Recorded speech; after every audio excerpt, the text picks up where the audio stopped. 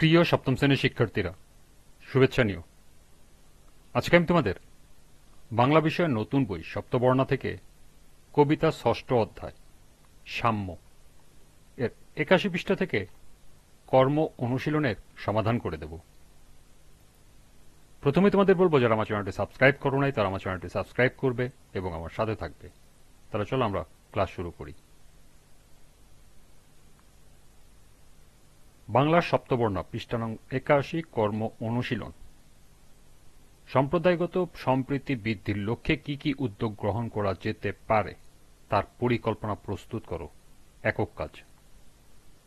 তো চলো এখন আমরা এর সমাধান দেখে নিই।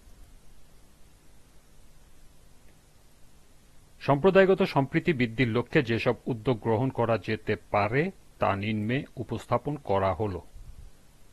১. স্কুল ও কলেজে পাঠ্যক্রমে সাম্প্রদায়িক সম্প্রীতি ও সহনশীলতার ধারণা অন্তর্ভুক্ত করা। ২. স্কুল, কলেজ ও বিশ্ববিদ্যালয়ের সম্প্রীতির গুরুত্ব নিয়ে আলোচনা সভা, বিতর্ক ও রচনা প্রতিযোগিতার আয়োজন করা। ৩.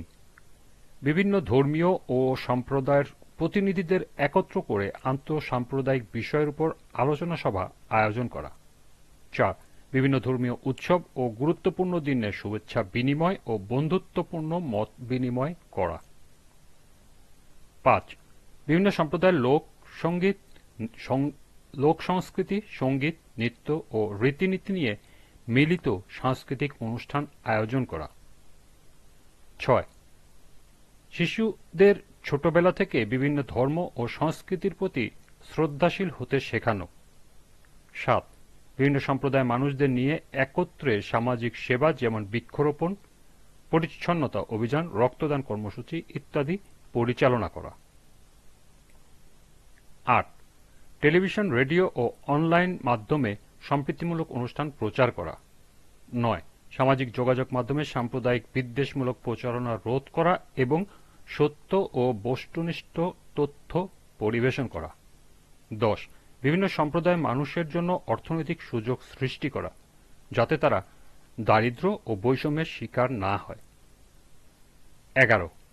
কর্মসংস্থান সৃষ্টি ও অর্থনৈতিক উন্নয়নে সকলের সমান সুযোগ নিশ্চিত করা। ১২. সম্প্রদায়গত সম্প্রীতি রক্ষার জন্য গৃহীত পদক্ষেপগুলোর নিয়মিত পর্যবেক্ষণ ও মূল্যায়ন করা।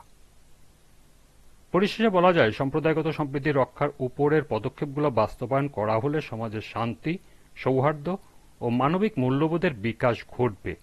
সকলে মিলেই আমরা গড়ে তুলতে পারি একটি বিভেদহীন, সুন্দর, সহনশীল সমাজ।